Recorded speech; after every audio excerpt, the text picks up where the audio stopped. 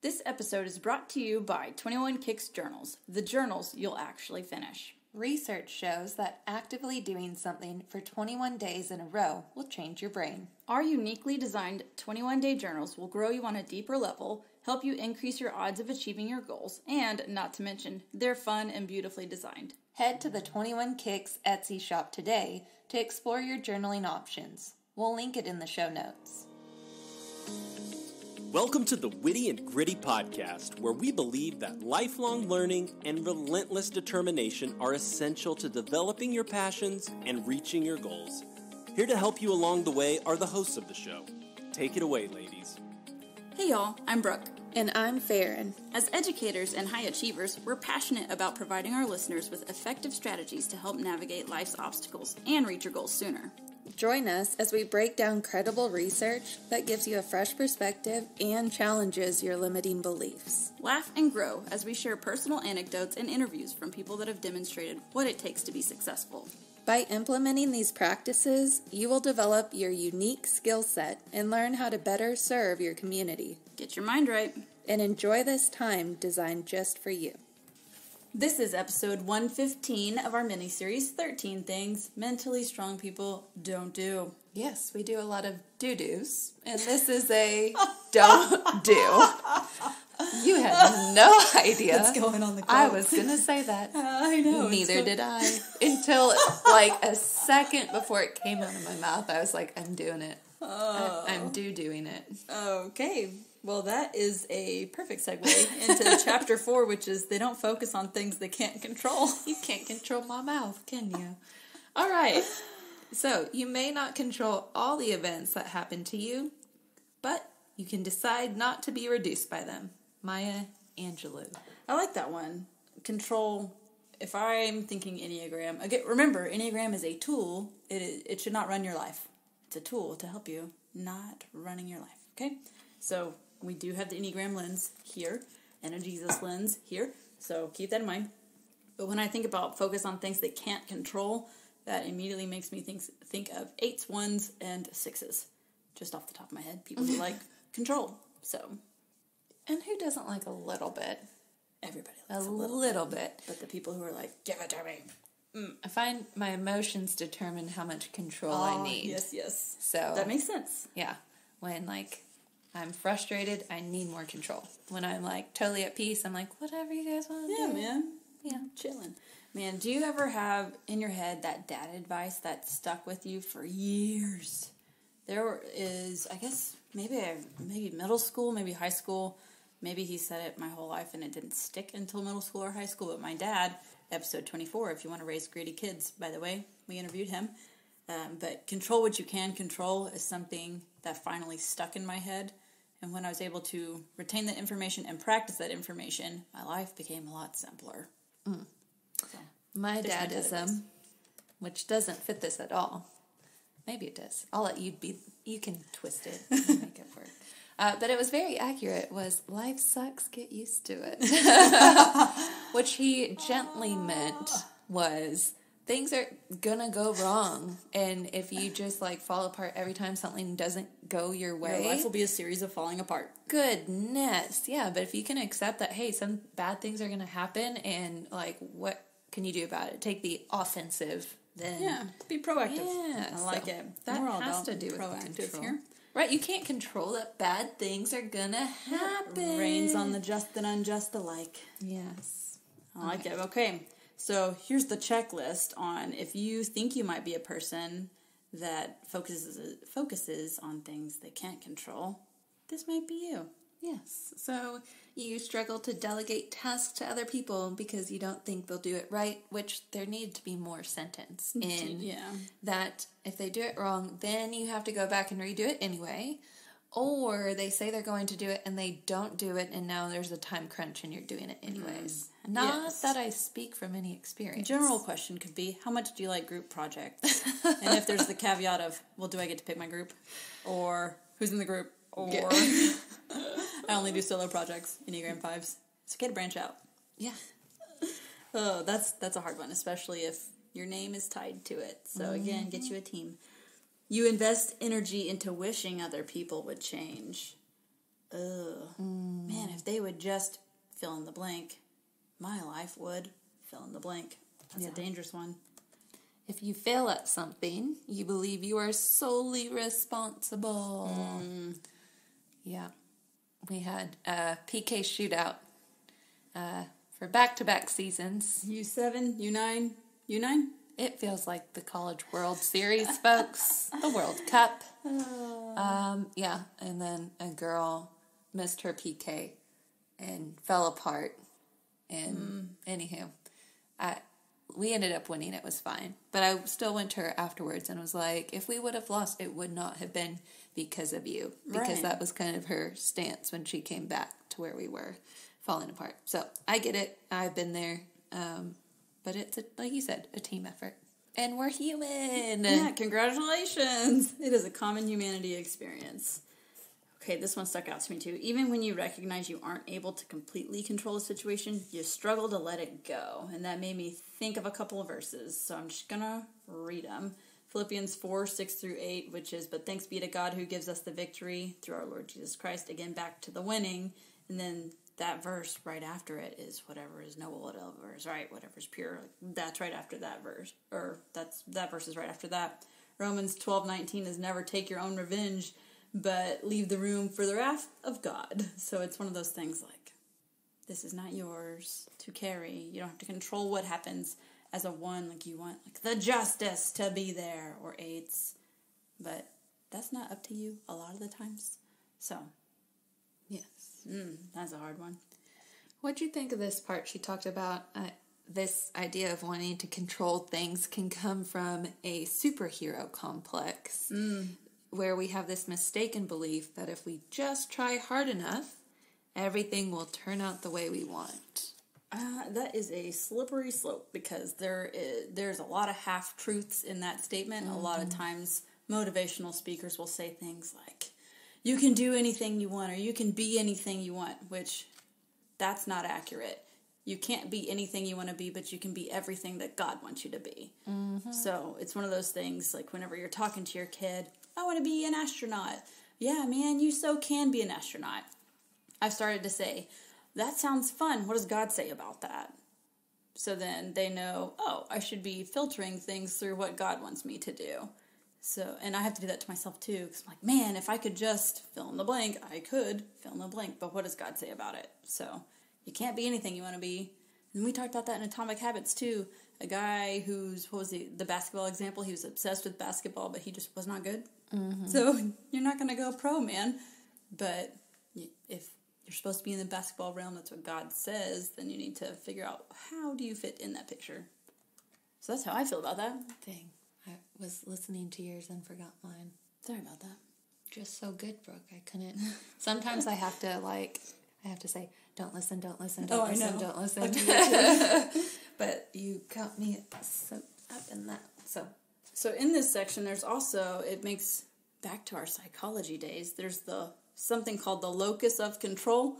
So it's on a spectrum. So either you think you are in control of everything that happens to you versus everything's out of my control. It's all about luck and just, this just happened. And she talks about the research behind why it's important to have a balanced locus of control, because then you don't have some false reality that you're living in. Or if something goes bad, it's like, I just have bad luck. Or if something goes bad, it's all my fault. So the balance there. Yeah, when I read locus of control, I immediately pictured that commercial where a cockroach runs across your TV screen, and then it's really a pest control commercial. And so it took a little while to get past that, but I did. I did get past that. So, I don't know. I think growing up, I felt a little bit of the external locus, but I think my parents quickly explained more of the internal locus of control. And so, yeah, you got to work for things. Yeah, it's same thing with like intrinsic and extrinsic motivation. It's good to have that balance instead of be totally motivated by just yourself or totally motivated by rewards and punishments. That balance there. And that's, you have to model it if you're teaching people how to do it or teaching yourself how to do it. That takes practice. Yeah, and I think faith comes in and plays a bit of a part, because you see people that are doing all the internal locus stuff and like bad things that happen to good people. Or you see the people that aren't doing anything. Yes. And then, a little luck comes their way. But having faith that, God's plan is greater than ours, whether we can see it or not, but, just recognizing what your job and calling is. So Mark Batterson, he is a Christian author, and he talks about pray like it depends on God, but work like it depends on you. So it's not just saying, oh, God, help me win the lottery, and I don't buy a lotto ticket. Like, I'm not going to win the lottery if I don't buy a ticket. So I've got to put in my effort, and that doesn't mean you're going to get it. If I pray for it and I work hard to it, it's going to happen. Again, it's all part of God's plan, so I like how you're tying in the faith aspect there. There's been things that I've prayed for and worked for and didn't get, and then I've been fortunate enough to see a couple of times where I'm glad I didn't get it. Right. Thank goodness I didn't get the promotion. I had like some crazy temper tantrum with God, but now I'm like, oh, yep. Thank you. Thank you for saving me from that, because I don't have the right perspective. Exactly. I don't see all the moving parts. And maybe you're helping someone else achieve what they need to achieve by you're not getting whatever it is. So it's not about you. Okay. So there are several problems associated with trying to control everything. So remember, she gives a list of the negative things that can happen if you are trying to be a control freak. Yes. Oh, man. A lot of these resonated with me, but... Trying to maintain complete control leads to increased anxiety. Yeah. I mean, if you're trying to spin all the plates, you can't. You can't do it. Yeah, and I think that's why the second one, attempting to control everything wastes time and energy. Yes. It just does. And then people that like to control things and they control everything and then they get mad that no one else is doing anything and you're like, but you took it all. Yeah. What do you want me to do? You did not delegate responsibly. Yes. Also, the control freak aspect, it damages relationships. So it could be your kids, could be your spouse. I mean, if you're constantly nagging, I mean, clearly something's not being heard and you need to try a different way if that's the case. Absolutely. And this is kind of some nice grace, is that like, if you do it all, then you'll unnecessarily blame yourself for everything. Remember that you're human and we all make mistakes, but hey, if everyone's involved, then everyone's a little bit responsible. It's all y'all. It's all y'all's fault. I'm sure that's not the right way to interpret that one, but if it gets someone there. We're all in this together. Anyway. What is that from? That's from High School Musical, but we missed that. That was after our time. We were in college. We were in college. College musical. And there was not one provided. I didn't know if that was from Cheers, since that was one of our... Yeah. I have not seen that one. No. What are some old ones you saw? I saw Happy Days. Did Friends, you watch? Wonder Years. I Love Lucy. Wonder Years. Boy Meets World. Yeah. Good ones. Fun times. All you young whippersnappers, go watch it on your Hulus. On your Hulus and your streamings. I think you can see it on the Tweeter. Oh, that's funny. Okay, so remind yourself that there's a lot you can't control. I mean, bottom line, God is in control. So, have you heard the thing, give it to God and go to bed? Yes, I do that sometimes. Give it to God, go to bed. You can give your child tools to be successful, but you can't make your child be a good student. I'll keep trying. Ooh, yeah, of course. As a good parent, you need to continue to give them the tools and the skill sets that they need, but ultimately, they're going to choose. So all you can do is all you can do, and all you can do is control what you can control. Yes, and please respond with grace and prayer if some mom has a child melting down in Target. She is probably doing just about everything she knows or can do. Yep. And there's also... we've had some instances even on the soccer field where my players and parents alike will comment about a player on the other team. And to me, it looks like an identified behavior issue and not just they need a whooping. And so just to that note, like it's not always a reflection of the parent. You don't know the whole story. You're just seeing outward behaviors, and there could be a lot going on. They could be the foster parent of a kid. And they can't do certain things, or they can no longer foster. that kid has been through trauma, or that is how the kid has had to respond to get food. Right. And, you don't know. You don't know. But this is also grace for the parent that is doing everything they can. Like, keep up the good fight. And you just want to go to Target. Yeah. I just want to go to Target. But I don't have anyone who can respite watch my foster kid. Like, that's a thing. If you're a foster parent and you have a kid, your mom can't just watch the child. Someone who's had training has to watch them. So, you don't know. Yeah. And I didn't know that until I started kind of looking at this stuff and had friends who went through it. So. Okay, I just remembered my thing from earlier. Oh, tell me. Okay, so back to the superhero complex of if you work hard enough that, it'll happen. I think with perfectionism, I had that thought that if I just worked hard enough, everything could be perfect. And for a while, the alternative of things not being perfect, I translated to like mediocre. Mm-hmm. And it's like there's still a high goal. You can still have high expectations and have really outstanding things. And that not aiming for perfectionism doesn't mean you accept mediocre. So by not controlling everything, you could still end up with something that's really good and maybe even better if you have some untapped talent, especially on your team.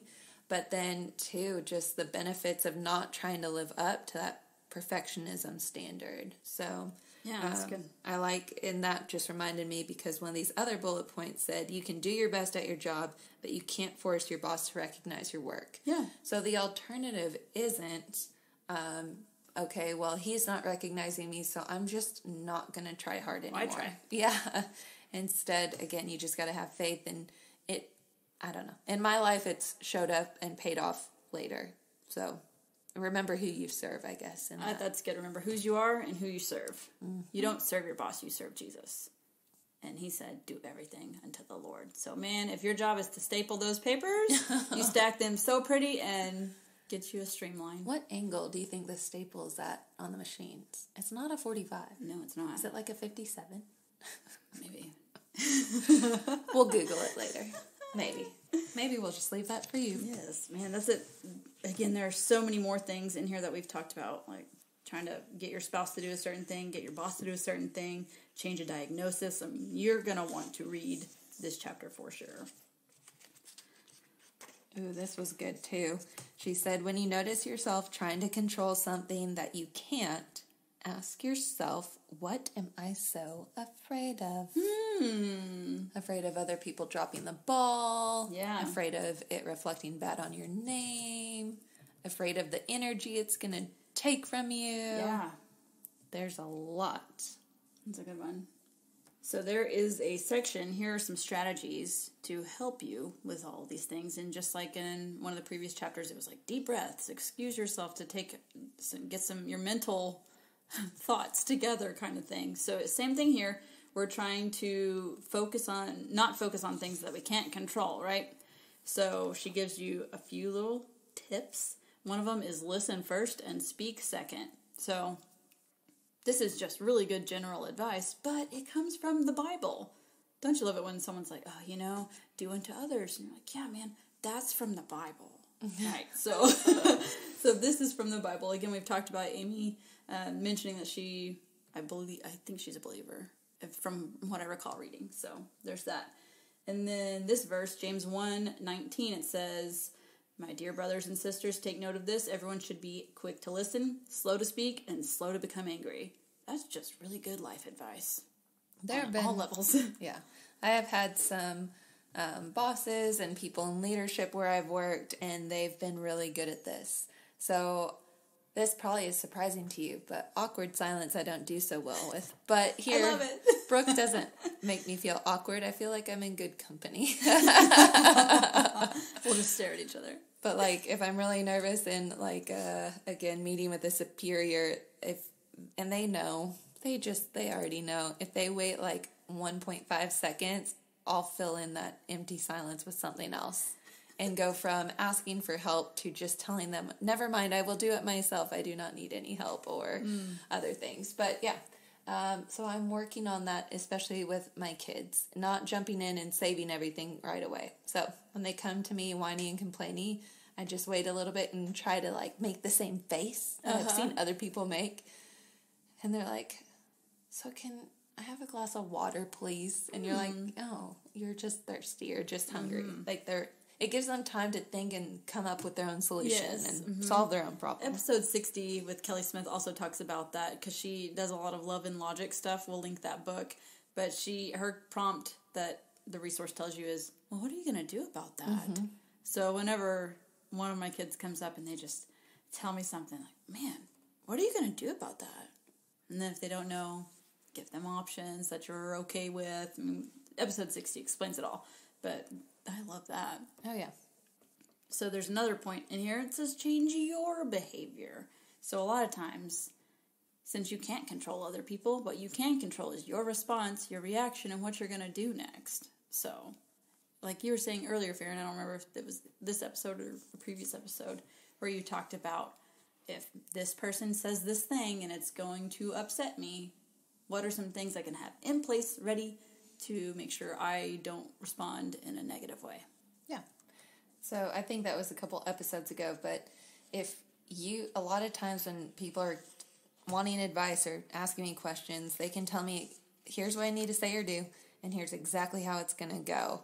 And they want to avoid the other person's reaction. Well, you can't control that, but instead of you getting upset, even though it might be painful or uncomfortable, why don't you work on that you can control your reaction and your feelings to it. Right. Come up with even a catchphrase. So we've said it a lot, but when my kids spill something, I don't want to scream at them. So my catchphrase is, pick it up, pick it up, pick it up. And then once they pick it up, then we get the paper towels and stuff. So I want to yell something. So instead of, I told you not to put it there, look at this mess you made. Yeah, pick it up, pick it up, pick it up, pick it up. And so I get that release of saying something. Because, I don't know, kids, when they spill, they just kind of look at you and look at it and look at you and watch it spill more. Because they're waiting for your reaction. Is it going to be yell? Yeah. So then you're going to train them to, oh, well, if I make a mistake, she's going to yell at me. And since you've mentioned the pick it up method, we have now done that in our house. So. Oh, Tori does it. If the youngest one spills, she'll say, pick it up, pick it up, pick it up. Yes, it works like a charm. So in the book, she also talks about here are some benefits that you can experience once you let go of the control freak inside. You can have increased happiness, which all these make sense. Better relationships, less stress, new opportunities, more success. Why wouldn't you want to let go of some control? Who would want this stuff? Not I. Look at this stuff. Isn't it neat? It's all neat. And then as she closes the chapter, remember she does what's helpful and what's not helpful. So the chapter is they don't focus on things they can't control. So mentally strong people, they don't focus on things they can't control, right? Control what you can control. So what's helpful? I liked the not relying on yourself for the entire outcome. For sure. A lot of times if I am trying to do it all myself, it doesn't turn out like the way I originally thought. Because I can't do it all. Right. But weird. In fact, if I do delegate some, it gets closer to the way I pictured it because I have enough time to do the parts I wanted done. Does that make sense? Yeah. Yeah. I like it. I like delegating tasks and responsibilities to other people. So, as a one, thinking household chores, getting the kids to, letting them put their laundry up, oh my goodness, it can take forever. Or folding a blanket. But guess what? They're not going to get any better at folding blankets if I always fold them. Yes, and to that note, under what's not helpful, insisting on doing everything because no one else can do it right. Kids want to help. And when they're little, you might be in this phase, they want to help cook. They want to help fold the towels. They want to help everything. And they're told no so many times that then why are we surprised when they're, early tweens and teens and they don't want to help? Yeah.